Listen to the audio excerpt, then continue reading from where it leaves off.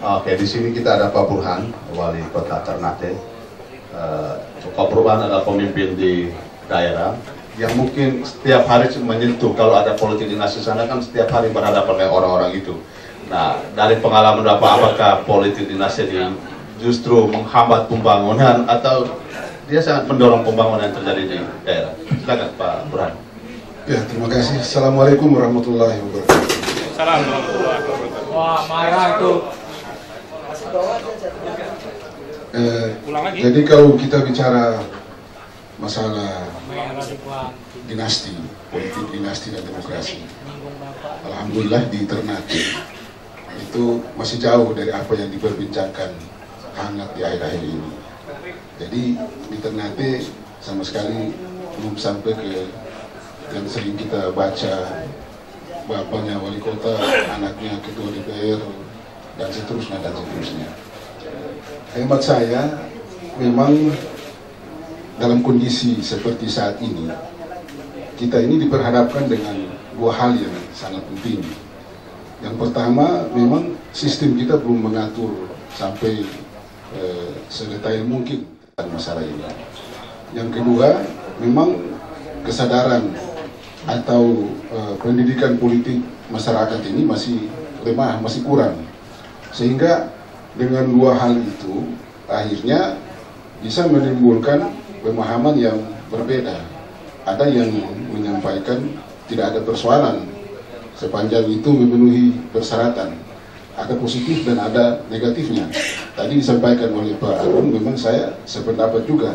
Karena tidak semuanya yang ada hubungan kekerabatan itu tidak baik, buruk.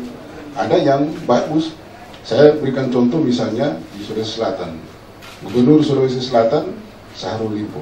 Salah satu adiknya Bupati Goa. Bagus, tidak terlalu banyak yang kita lihat apa negatifnya. Tapi ada juga hal yang sama di daerah lain mungkin kurang positif. Bagi saya pikir pada saat ini dengan kondisi masyarakat yang belum memiliki pemahaman demokrasi yang maksimal atau pendidikan politik kita yang masih lemah ini, perlu ada pengaturan. Harus ada pengaturan. Jadi karena saya melihat gejala atau fenomena dinasti ini kadang-kadang timbul dipaksakan, bukan tumbuh, ya, bukan tumbuh dari bawah berkembang sesuai dengan kemampuannya. Tapi yang kita lihat itu adalah dipaksakan dari atas. Jadi yang memegang tampuk pimpinan itu yang mengatur adiknya di sini, saudaranya di sana, kemudian jadi bukan karena lahir berkembang sesuai dengan perkembangan katakanlah pengetahuan, pendidikan, pengalaman, organisasi. Itu tidak seperti itu. Kenyataan yang ada ini pemegang pucuk pimpinan itu yang mengatur. Jadi lahirnya dinasti-dinasti ini karena pandangan dari seseorang, bukan secara serentak karena ini mampu terus. Jadi tidak. Jadi pucuk pimpinannya yang mengatur, wah ini adik saya cocoknya di sini, ini di sini, cobanya di sini, coba di sini. Nah, ketika hal itu diatur dan kondisi masyarakat seperti ini, maka itu akan berkembang dengan sendirinya. Masyarakat, apalagi pucuk pimpinan ini katakanlah seorang gubernur atau bupati yang punya pengaruh yang sangat kuat, dan dengan pengaruh dia itu bisa meloloskan kerabat-kerabatnya yang ada ini untuk duduk di tampuk pimpinan.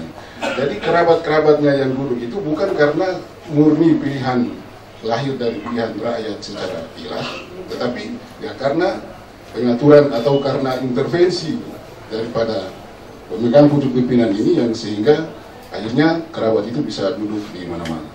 Saya pikir sementara itu dulu.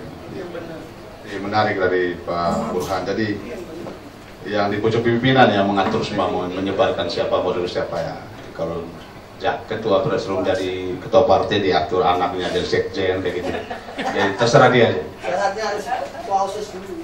Oh, syaratnya harus ketua OSIS. Merasa belum pernah sekjen demo. Oke, ini menarik sekali. Kita ke Mbak Bi.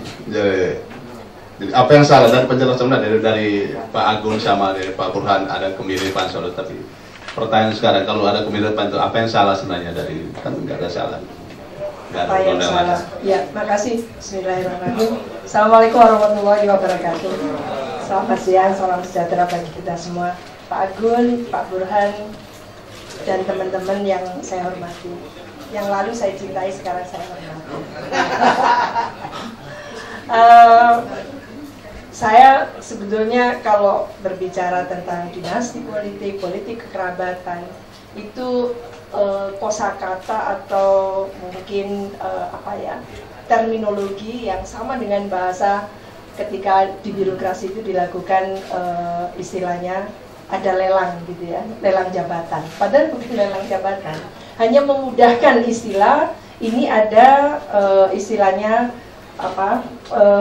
tes terbuka gitu ya, untuk merekrut calon-calon pejabat di posisi-posisi strategis. Jadi bukan lelang jabatan, tidak dilelang jabatan itu.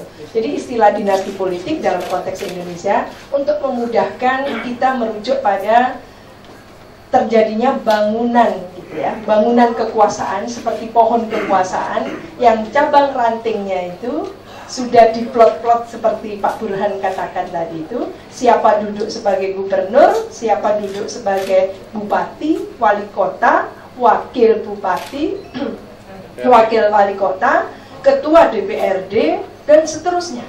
Gitu. Semua jabatan strategis. Mengapa ini muncul? Apa yang salah? Kata Mas Gusti. Saya senang sekali ada jurnalis yang sangat kritis. Apa yang salah? Saya tadi ingin mendengarkan dari seorang Pak Agun yang beliau ini adalah pencetus pilkada langsung. Beliau harus bertanggung jawab. Harus bertanggung jawab. Waktu itu kami panel yang undang adalah KIP nasional. Ingat kan tahun 2004 atau 2005 gitu, awal. Dan marah ke saya karena saya dibilang tidak jernih. Coba Bu Siti Zuro berpikir jernih. Ampun, saya bilang gitu. Tapi saya tidak marah karena memang politisi galak sekali. Waktu itu, sekarang tidak galak ya. Itu serius bener. Mas Ray Rangkuti mengundang kami panel gitu.